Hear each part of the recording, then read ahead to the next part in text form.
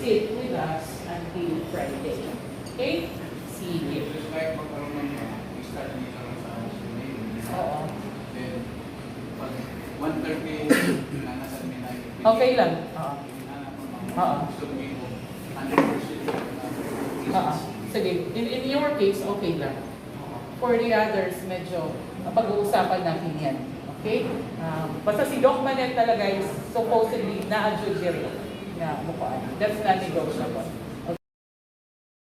Edit. Ang pwede nilang nating galawin for 2025 na appropriations is for the confidential fund. Hindi na po yung mga allocation for the PPAs. Hindi na po. Ma'am, question. What if nalaman namin na itong PPA pala, hindi pala feasible, mahirap ma-implement, hindi na makaka-address ng concern ng LGU, pwede ba natin baguhin, revise, pwede ba hindi? Included na siya, close na ang system. Hindi?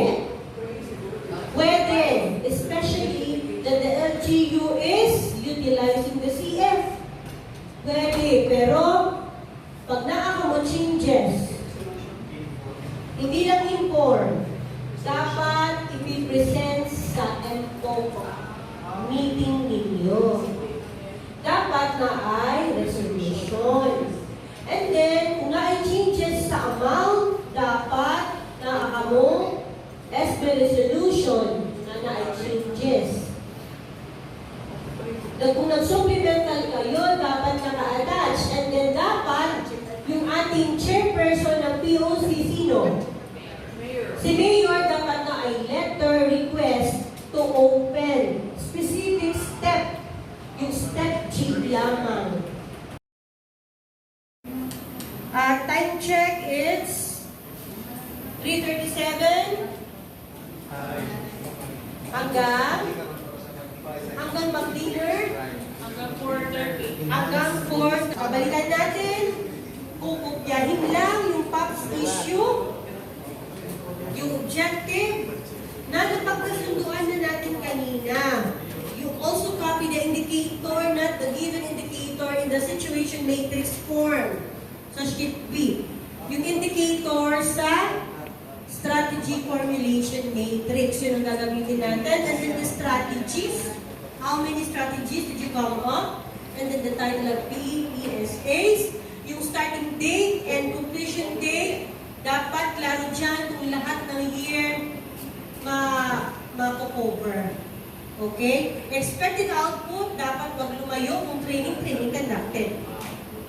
Para malaksi ang pag-measure niya. Hindi ito dire-diretso. Meaning, for POPs issue, kung natapos na tayo ng mga title ng PPSAs, sa isang POPs issue, gagawa ulit tayo ng bago na table for another issue. Pareho ba kayo yung ginawa natin? Oo. Di ba yung ginawa natin kanina, kinopya ang rows 1 to 7? The same yung yun ang gagawin natin sa critical PPSAs. Nakakunta na? Kakunta na karon kay basit unya nakitay. Sige, until 4:30.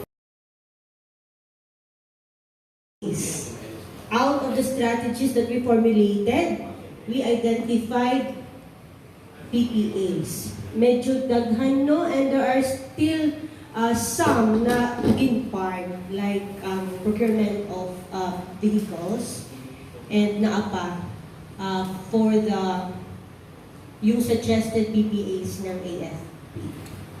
Okay, today, we're going to continue with the workshop. Hindi pa tayo natapos kahapon. Usually, pag natatapos tayo sa isang activity, dapat plenary. Yun ang ginagawa natin para lahat alam kung ano yung naging output natin at saka lahat mag-agree kung go or no go.